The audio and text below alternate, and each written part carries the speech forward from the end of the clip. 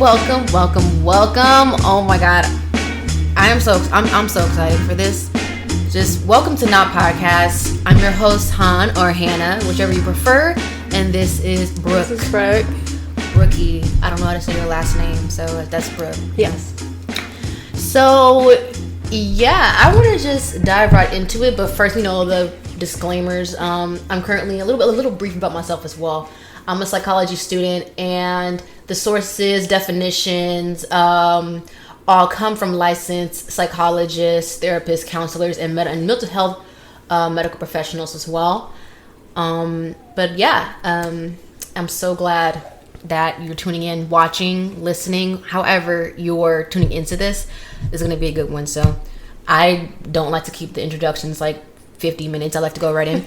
So as you can tell by the title of one of the titles, the abusive relationship with New Age. So honestly, I want to just get started, like basically how I got into New Age. If you don't know what that is, it's basically a compiling of different religions, astrology, tarot, but it's under the guise of like freedom from religion, and it's like a collection of different religions put under one doctrine, and boom, you have New Age. Basically, you follow different doctrines from Hinduism, Buddhism, cherry picking out of every single religion, including some from Christianity. Yeah. And basically create your own doctrine. But the way, like how I was indoctrinated into it in 2019. I got into it because I had extreme trauma. I experienced a traumatic event, and I was seeking healing. And at the time, I wasn't aware of, medication and therapy, because at that time, my mind was like, therapy equals psych ward, or medication equals spirit of pharmakia. I was like pretty much, stricken by fear around these subjects. So I went to New Age spirituality, and I basically leaned on those practices because at that time, that was the only thing that seemed like a good opportunity. So honestly, I use a bunch of different methods, whether it is like witchcraft or chakra healing, Reiki healing, along those lines. That all of that falls under New Age. So whether you just practice one thing or many things, all of that is still New Age spirituality. So one of the doctrines that I basically learned is the specific doctrine is one of the most detrimental belief systems for a human being's mental health. And it's called the higher self doctrine. We'll get into that a little bit. Or belief that you have a higher spiritual version / extension of yourself that you have to manually maintain to keep yourself at a vibration high enough to reach enlightenment, or basically to operate out of your higher self. So how was your experience coming out of New Age, Brooke?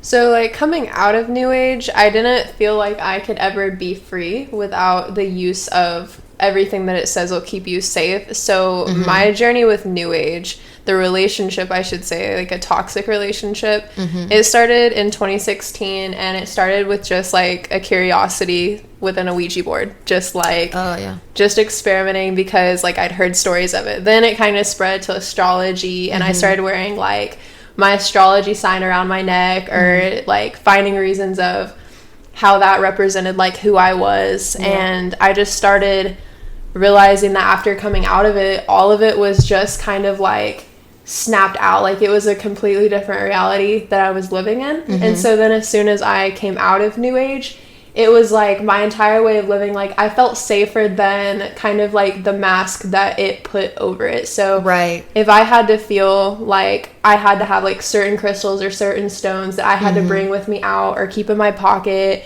or just bringing certain ones depending on like what it like stood for, or like the properties it had, like I just realized that I was giving it those properties, it never had them. And so through me giving it that, it made me basically, it became very like obsessive, and any experience like I'd ever had with OCD was very amplified during this time. Right. I was gonna say how it really, for me, I grew codependency on tarot cards and astrology, more so tarot cards, because I was suffering through trauma, and when you have anxiety, you're very uncomfortable with the unknown. Yeah. And when you have tarot or any spiritual outlets, you feel like you know more things about your situations and your surroundings, so you feel more safe and comfortable.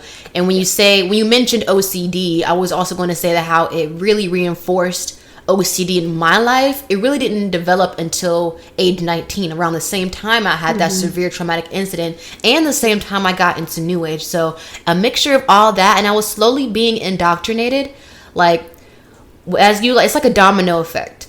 Like when you get into one thing, you bounce to this thing and this thing and this thing. And that's like the slow process of indoctrination, and how your belief systems can be twisted and distorted. So I definitely developed OCD because of one of the doctrines in New Age that taught me that my thoughts create reality, and I wanted to control everything. Could you talk more on that? Of course I will.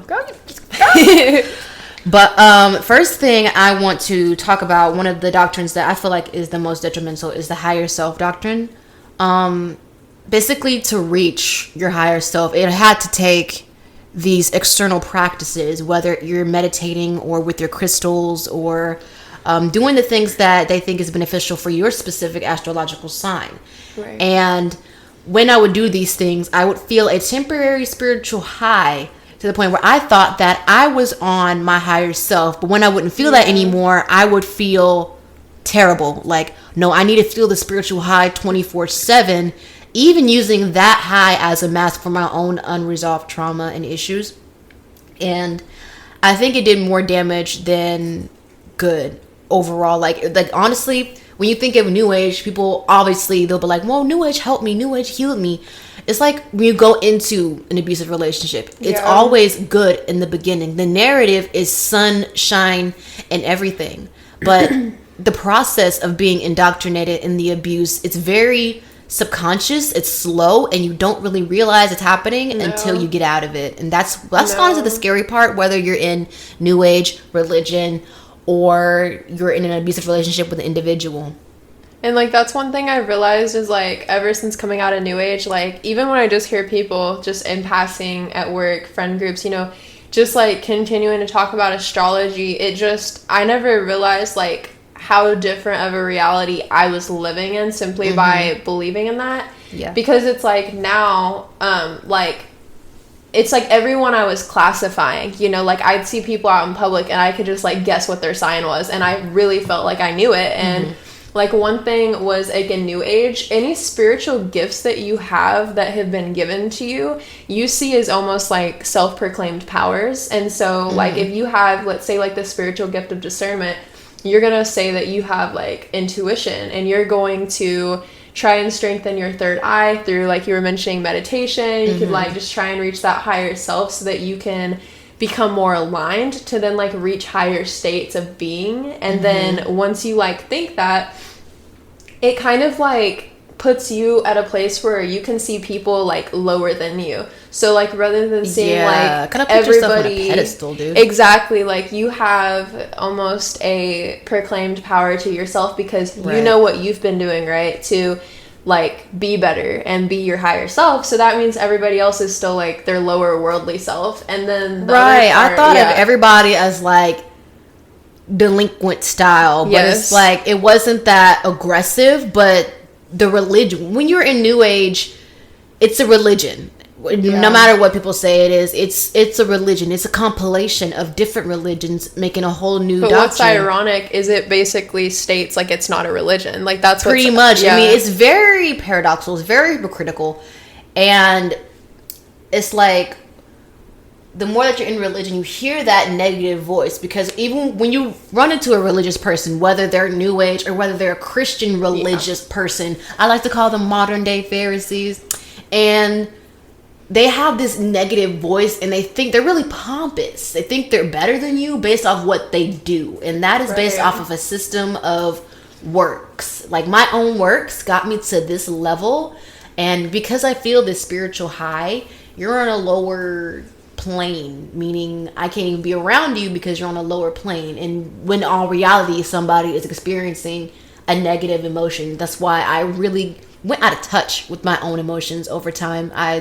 every time I was sad or felt depression from like it was just a symptom. And you're from saying the like trauma. negative feelings, but like they would say you're vibrating at a lower frequency. Like they would tell you that you're at a lower level of frequency because you're feeling things like depression, shame, guilt. And those are just symptoms of traumatic events. Right. But instead of getting to the root cause of it and getting some help, going to therapy, getting medication, you're putting Band-Aids on it, spiritual Band-Aids.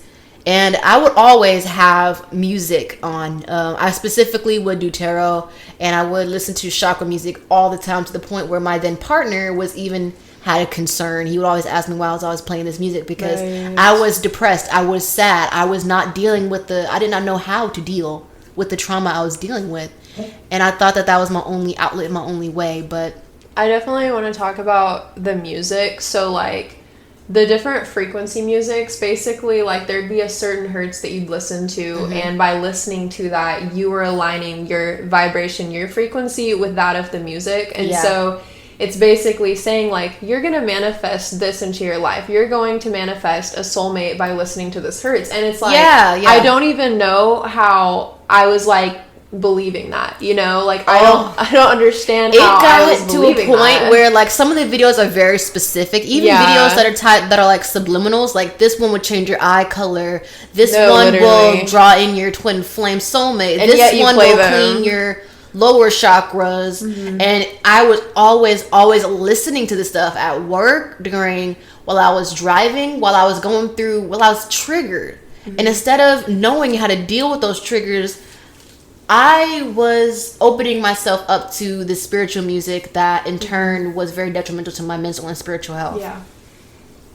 And you made a point, like, because when I was coming out of New Age, you were telling me that, like, by listening to those are just opening kind of like portals into your life. Like, you're opening a portal by listening to that.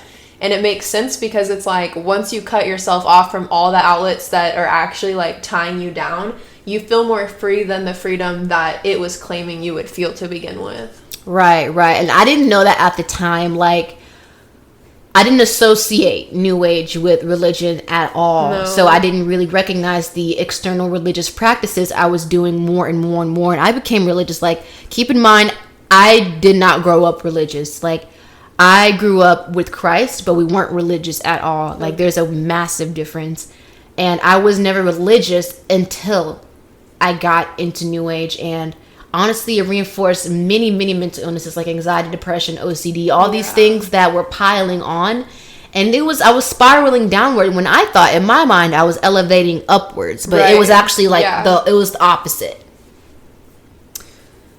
So I basically hate the higher self doctrine because automatically, right off the bat, it tells you right now, without doing anything, you aren't good enough. Right.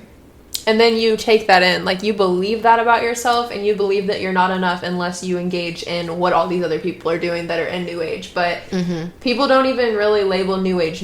Like, I mean, at least I didn't. Like, when I was in New Age, I never, like, considered myself a New Age. I didn't even really know what that was. Like, I didn't even know what it was. I just looked at it like, if someone asked me like, oh, what's your religion? I'm just going to say spiritual. Like, that's what people really identify it as. Like, I'm spiritual, I'm spirituality and stuff like that. And so I would just say that. And now it's like, after all these times of like, I would feel so anxious, even just going out in public somewhere, if I didn't have like a certain stone in my pocket that was going to keep me safe. And now it's like, I can just say the name Jesus and feel more free than I ever felt. Right. Having any stone, saying anything. Like, I just feel more free now, just like knowing I can just like plead his name and I'm safe. Like, he's already won that battle against the enemy, so I have nothing to fear now. Right. It's like eternal security. Yeah. It's eternal security. And you just brought me back to memories where I used to carry around my stones and rocks, because at that time I was going through what I call spiritual complications.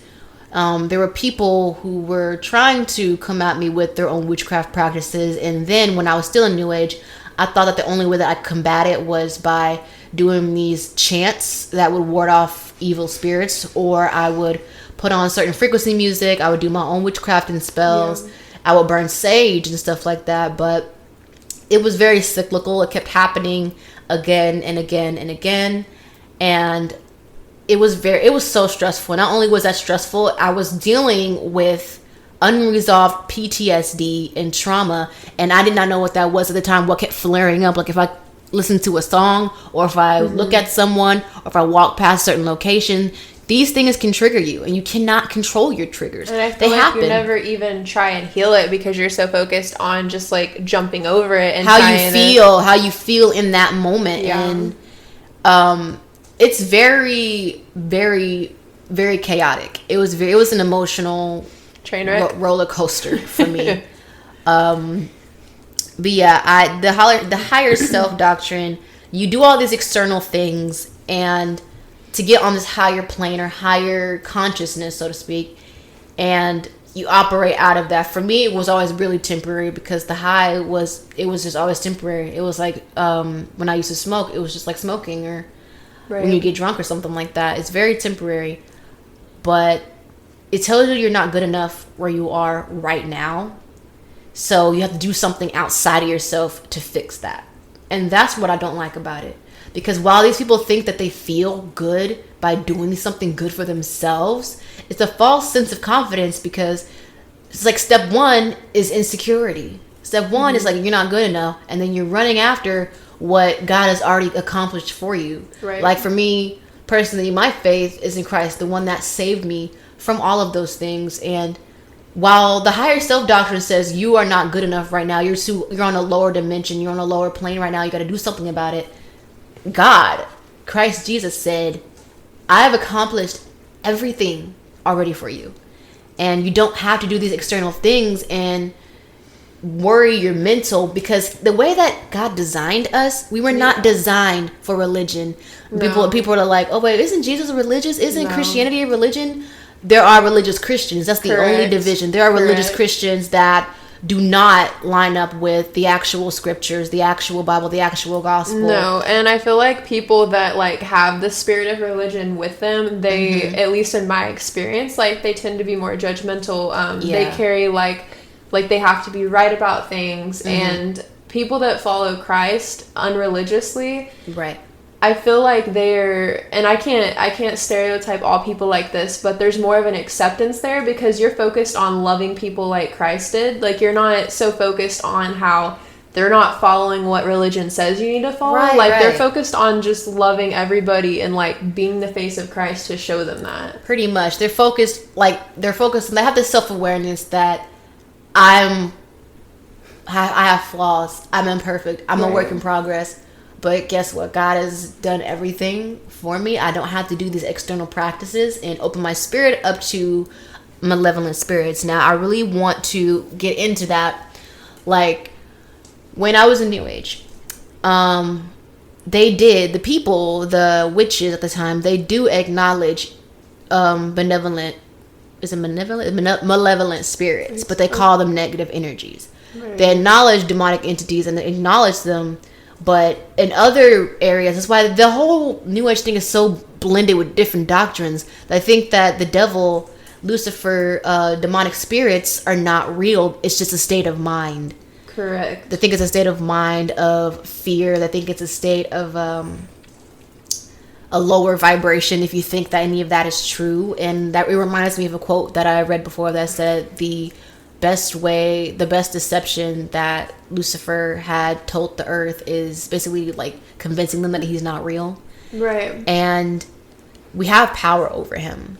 But when how spiritual warfare works is really, it gets down to the nitty gritty of things. When you have these things like, let's say I had tarot crystals, all those items in my house that I thought would keep me safe. Those things act as legal rights for these malevolent spirits to operate in your life. You just don't know it yet, and that's kind of the whole operation. These spirits don't want you to know that. They want you to think that they are your spirit guides. They want you to think that they are helping you and guiding you and aligning you to a higher state of consciousness. But over time, it cripples your spiritual development, because how our human design, we are a body, soul, and we are a spirit. We're made in the image of God. He's truant, we're truant. Does that mean we're God? No, because we're not perfect. Exactly, we're not God, but we are truant, like His children. Like I'm not my mom, but me and my mom we still got the same hereditary traits and stuff like that. And it's like we're people fighting like a real spiritual enemy that like does not want your peace, does not want your happiness, does not want you in happy relationships, does not want you to find any type of peace in your life. They're honestly haters, dude. Yeah, it's like it's like, hate. But the thing is like what I'm really just kind of feeling right now is the people that maybe you find yourself in New Age right now, or you're wondering if you do. Not all the things we're saying are going to resonate with you. So, like, even if you're being like, okay, well, maybe I was in New Age, but none of this sounds like me, there's a million states to this. So, it's like, you might start out and be on one level in New Age, and you're like, I don't know about any of this. I don't know anything that you guys are talking about. This is not me. But that may not even be your thought. Like, that may be something like speaking that thought to you that it's not what this is, because it doesn't necessarily want you to come to the realization of what you're in. Yeah, I really want to emphasize that when I got out of New Age, it wasn't because of people. I'm going to tell you that right now. I wasn't listening to anyone because I thought that they were on a lower mental vibration. Right. So when people told me about God and how the stuff that I was doing wasn't the truth and how it was opening up spiritual doors, of course I wasn't listening. I thought I was enlightened, but it took God himself to show me the truth. And since I walked out, I've been experiencing so much peace, freedom, that I'm still to this day articulating, like, honestly, but there's just one quote that I want to bring up when it comes to the higher self doctrine. You can't hate yourself into a version of you that you love. Right. Because the higher self doctrine is it's a striving. It's a striving for a spiritual state that has already been accomplished for you by God. How has it been accomplished for us? Well, it's been accomplished because of what God has done on the cross for us. It's more like it's really spiritual, really deep, more than just Christ dying for your sins. And sins is deeper than what you do or don't do. A sin is not like, oh, I took an extra cookie out of the cookie jar. Sin is a spiritual state of being that Lucifer, the fallen angel, intended for us to be on, because he was jealous and did not want us to be in our original state, which we are now once you accept Christ by faith. But in our original state, we were in an intimate relationship with God. There was no separation, so religion couldn't even be in the picture, because there's nothing that we needed to sacrifice to God to be in a relationship or to be or to be accepted by Him. So that's basically what, like, I think everybody, like, most people know the story in Genesis, how the snake, beguiled Eve. It basically tricked her into sinning against God or disobeying God. And in his mind, he thinks, okay, this is going to take humanity, God's masterpiece, that he loves so much, and put him in a lower state because he's mad. So God already foresaw this, and he's like, okay. And that's why he sent Jesus to die for our sins. The fall of man was a spiritual event when man basically was cut off from God spiritually. Right. So, like, what I feel about that is, like, we all have eternal souls, but the difference is we either are going to have eternal life or eternal death, and life comes from following Jesus. And there's a passage that literally says, like, Jesus is that gate. Like, and by believing in him and believing it here, like, that's what gets you to have eternal life, because like you were saying, like, we have real spiritual warfare. And the other thing is, like, so I grew up religious, and, like, I was a Christian and a New Age. So, like, I rededicated my life in 2018 after not believing in anything for a little bit. And I would say, like, from 2008, I started this relationship with New Age in 2016. And so when I got saved in 2018, I kind of just thought, like, all that died too. And the symptoms I was dealing with of, like, a lot of mental disorders died off when I got saved. But I did not realize that I was still carrying the practices of New Age until this year. And so from 2018 until 2021, I've been a New Age and did not realize it. And so you can be a Christian and still be a New Age. Almost definitely, yeah. Yeah, and not realize, like, the effect that, like, it's actually having on your faith. Like, you don't know how much it's stunting. And so as soon as, and I know one thing you wanted to talk about is just like over time removing items and things that you like cut off from yourself, and you mentioned sage earlier, and that's like one that was a more recent thing, because it's like, oh, well, what's wrong with that? You know, that's just cleansing the space. But he's already cleansed the space, you know what I mean? Like, he's cleaned it. Like, I don't need sage to burn. And that's the other thing, is like anything that I ever used, believed in, put my faith in, which I'm including like crystals, any necklaces, like anything of that sort, is gone. Like, it's gone, because and he speaks that too. It's like he doesn't want us to have anything in our life that is cutting us off from our faith that we can have with him. Right, exactly. Because I like to identify these practices as spiritual junk food. You know how that's good. You know how when you eat junk food in your physical body and you slow down, you get bigger, but you slow down. Maintaining your spiritual development is very important for your mental development and your physical development. Like, take your vitamins, mental development, play brain games, do some art and stuff like that, be creative. But when it comes to your spiritual health, what New Age does is cripple it by adding all these external practices that are not only dead, but are open doors for malevolent spirits to like attach to your spirit like a leech, draining you of your virtues and not, in essence, not making you live up to your highest potential, even though that's what they basically display and market. Oh, come on, New Age, we're gonna help you live up to your highest potential, but it cripples your spiritual development. So it's like you can mentally and physically be moving up, but if you're not spiritually developing at all, that's still an issue. So literally, I felt like when I was healing in New Age, I always say this metaphor, analogy. Healing in New Age is like being on a hamster wheel. But when I got out of New Age and healing with Christ, it's like being on stairs. Yeah, like, that's so good. It's like sometimes it's hard in the beginning, but at least you go somewhere. You go up, and then this profound peace that you feel. And I feel like God had died because he knew that the human condition, we were not built for religion. We were built for relationship. We were built for an intimate relationship with our creator of these beautiful galaxies that we could just be in awe of. The one that was outside of time and space. Correct. The one that loves us, not just as a light source energy, but a God, a creator that has feelings like you. He relates, he's relational. Like, New Age is transactional. If you do this, then I'll get this. The universe give that to you. If you do this, then I'll be healed. If you do this, if you get this crystal, it's a transactional relationship. And if you think a relationship like with your partner, your mom or dad, you don't go up to them every 5 seconds saying, what do you want to do? What do you want to do? What do you want to do? And if you do that, I think there's some area of concern.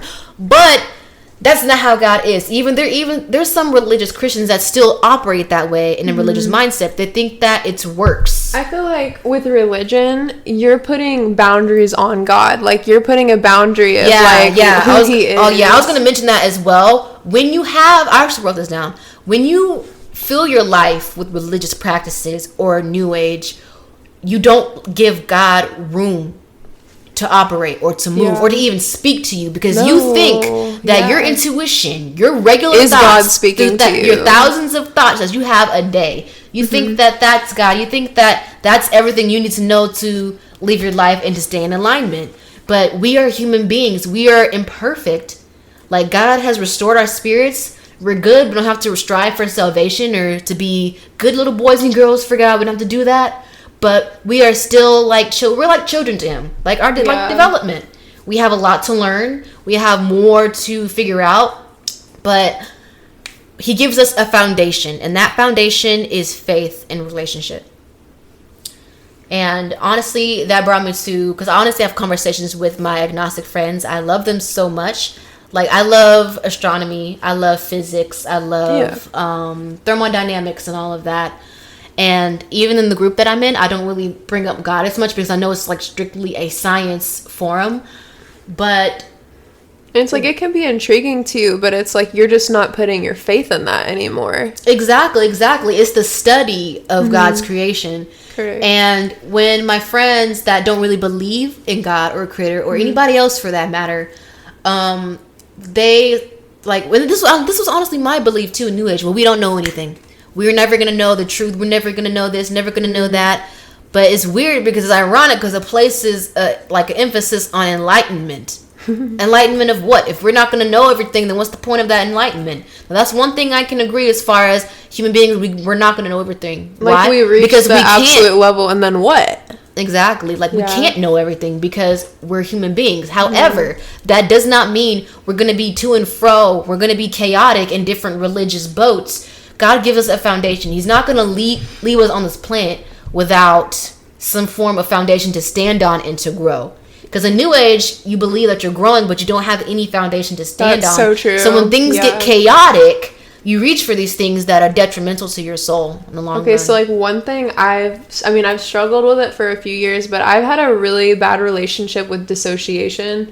But especially during my time with New Age is like when it was really bad. Because when you just said foundation, like that kind of hit because I was just kind of like, why do I feel more grounded now? Why do I feel like leveled out? Like, I don't feel like my head's just like in the clouds all the time. I don't feel like I'm just living up here anymore. You know, I feel like I can like have normal conversations with people. I don't feel like I'm looking at them and going, I bet your spirit is this. Like, I bet you're vibrating so low because I can read you and I know what you're thinking. And it's like, God tells us, like, we don't need to know everything. We don't need to know how anything works. And it's like, he's trying to do is just protect us because he sees what we don't see. Right. He sees dangers that we're not aware of. Right. So it's like everything he's doing is just to protect our spirit. Pretty much, yeah. I mean, he's our father, our friend, our comforter. But I love that, comforter. Like, he really is. Like, for real, like, straight up.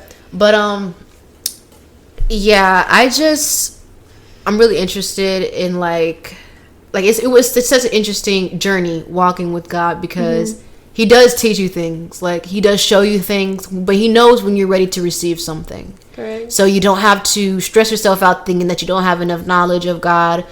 In the beginning, when I first got a New Age, I thought that I had to read the Bible all in one sitting. That's also not true because God took me through a season of when I didn't read the Bible at all. Right. Because he wanted to show me that I can speak outside of the word. I exist outside of the word. And that's when our relationship was actually growing. And because like people say, you got to be in a relationship with God. I'm not saying you have to read the Bible every single day, like strict religious rules. It's just when Holy Spirit finally has room to work on your spirit, he trains your ear to hear him and discern his presence, and then you will know that was God. That was God. God's saying this. You can distinguish what's your thoughts and what's God's thoughts. And you thought like you heard God before, and then this is different. Like, this is on a whole nother level. Pretty much, yeah. So, and it's like, it's less chaotic because humans, we deal with thousands of thoughts a day, thousands of influences a day, thousands of voices. And some of us have untreated traumas that can honestly affect that and distort our lenses of life. So that's why I just hate the, my thoughts create reality doctrine, because what if someone with thousands of thoughts a day have unresolved trauma and they think that what they perceive in their life is reality and they think they have to change it? I mean, honestly, that scenario can end in something that's extremely dangerous. But honestly, I do want to answer this question. How can New Age be abusive like religious churches? Like, what are the exact examples of spiritual abuse that I experienced in New Age occultism and versus, church abuse? So I do have this example that I have gone through a lot, and there's like so much that I can definitely unpack from this. It's basically, one thing I experienced a lot was the magical thinking OCD. It is a subtype of obsessive compulsive disorder that revolves around superstition. It is centered around the belief that one's thoughts and actions can influence events outside of their control. People with this OCD subtype often believe that good things will happen if they have good thoughts. They also might think that bad things will happen if they have bad thoughts. To prevent bad things from happening, people with magical thinking OCD are often preoccupied with certain numbers, colors, words, actions, or superstitions. They often have very specific compulsions that they think will prevent misfortune, such as knocking on wood multiple times. And they usually know that this is irrational, but they would rather be quote-unquote safe. So I experienced this both in New Age and even coming out of New Age, because even when God led me out of New Age, I was still very religious. I was fresh out of that, and I thought that something bad would happen if I didn't turn left on the street, because I thought that this voice was God. And I'm like, oh my God, I didn't turn left. And then I literally cussed myself out, and then I started crying because I was like, God, I know that's not how you view me. But then like, things will happen. You know what I mean? Like, maybe something happens, you go, see, I should have listened to the voice. Exactly. And it reinforces it. Exactly. That's OCD talking, for one. That's because God is not condemnation. No. Like, even the word says that there's no condemnation for those who are in Christ Jesus. So you should not beat yourself up for making tiny human mistakes. Yeah. And I absolutely beat myself up in the mud for making mistakes, and a lot of that had to do with the religious abuse that I was going through in New Age, and the PTSD and the symptoms of what I experienced through the traumatic events in my life. So, like I said, there was so much really to unpack with this, because I thought that I always tried to maintain positive vibes or positive thoughts, and that honestly puts you in denial of how you feel now. It puts you in a state of denial, and honestly suppresses emotions. But like, it's a good thing about me, like, because we all have our free will. I was never one to really suppress emotions. I don't like suppressing emotions. If I feel a type of way, you're gonna know about it. But I did not know that how toxic it was being in New Age at the time. I couldn't really be myself, and I was losing myself the more that I was in it. So another example is like unhelpful advice for people with OCD. Quote unquote, trust your intuition, positive vibes only, just stop thinking about it, other people have it so much worse, and have you tried going for a walk. All of these things invalidate how you're feeling right now.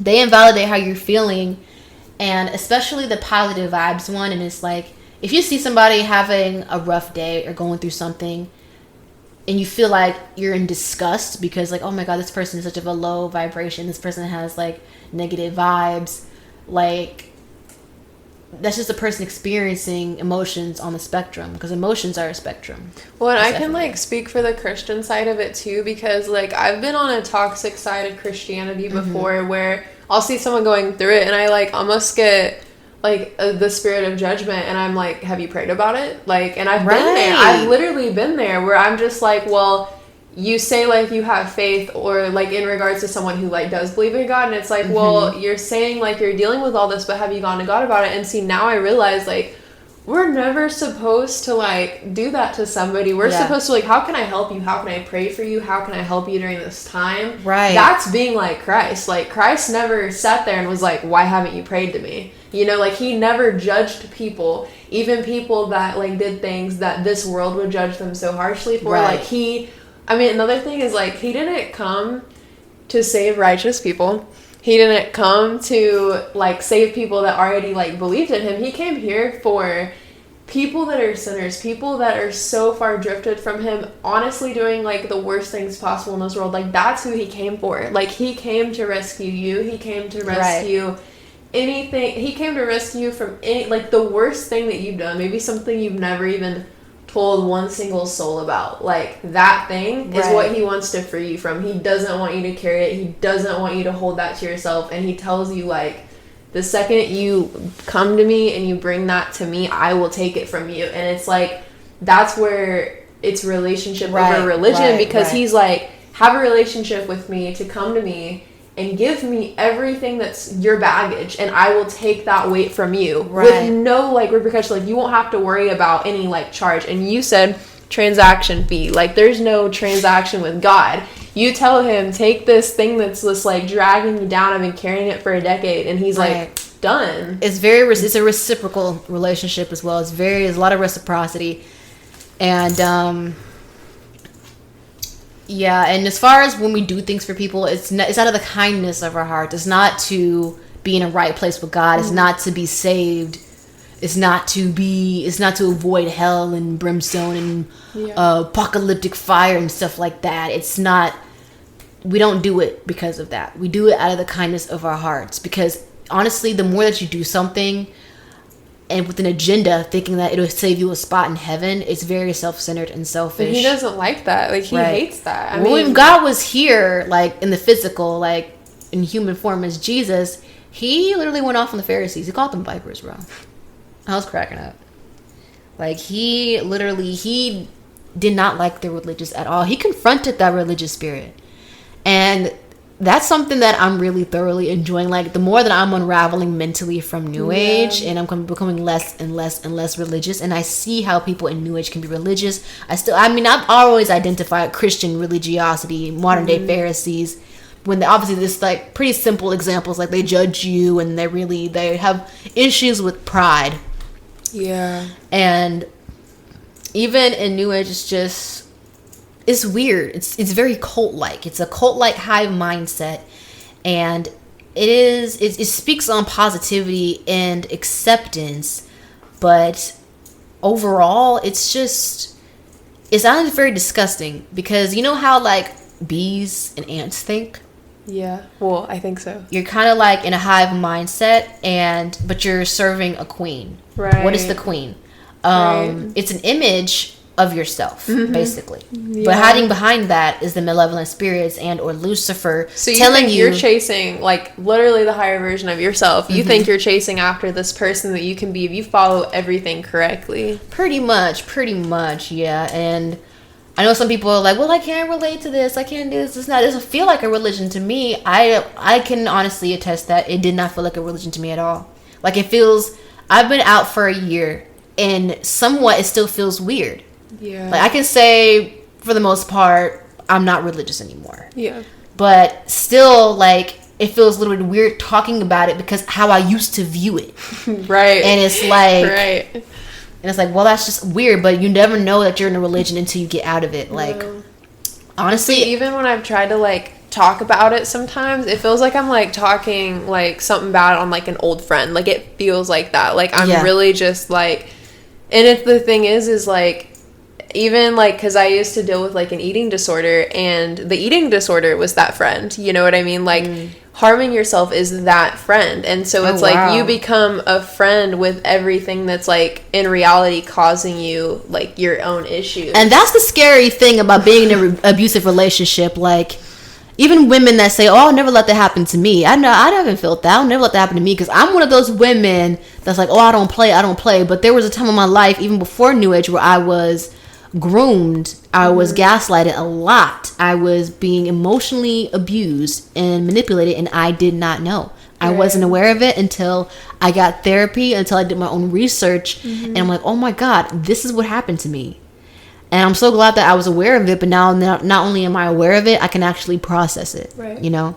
And I know that New Age is very heavy on mental health as well, but that's one thing I guess I could give to them. They're very good on mental health. They like to make you self-aware of your mental health, but it neglects your spiritual health. It neglects it like tenfold.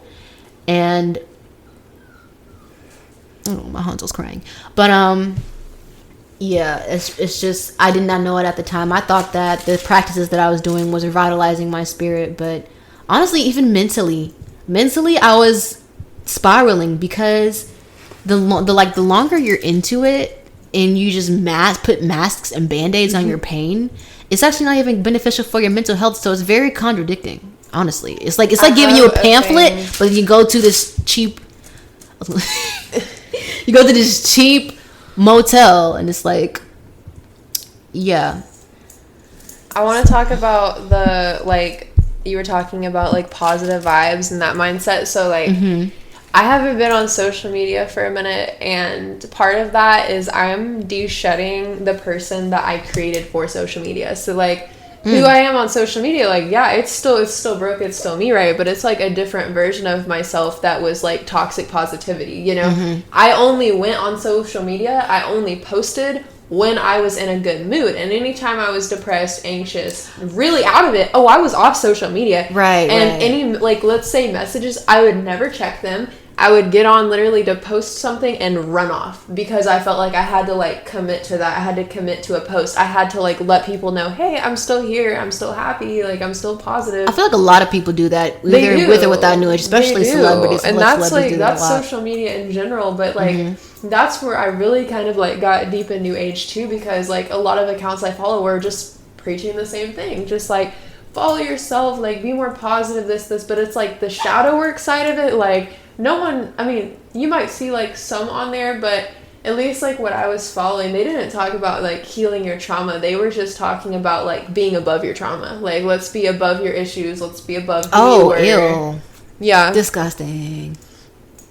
But yeah, it's like, honestly, not to just say that like healing trauma, I was focused on healing chakras rather than trauma. And I'm like, bruh. Well, it'll be like, if you're referring, like, let's say, to, like, your sacral chakra, like, people will tie in that with, like, issues you've dealt with, like, physically, emotionally, mentally, and then yeah. I remember, because that's part of the reason why I got into New Age in the first place. I was, Was that, like, your gateway? Yeah, because after the traumatic event, I experienced so much anxiety to the point where I left my classroom, and I was crying. I couldn't stay in the classroom in college, because I started crying and shaking. I haven't experienced that much pain in my life. And I did not know how to deal with it. It felt like somebody was grabbing your guts and going every 12 seconds. Ooh. Like, I felt situational anxiety, but that was just so intrusive. I couldn't concentrate on my own life or function.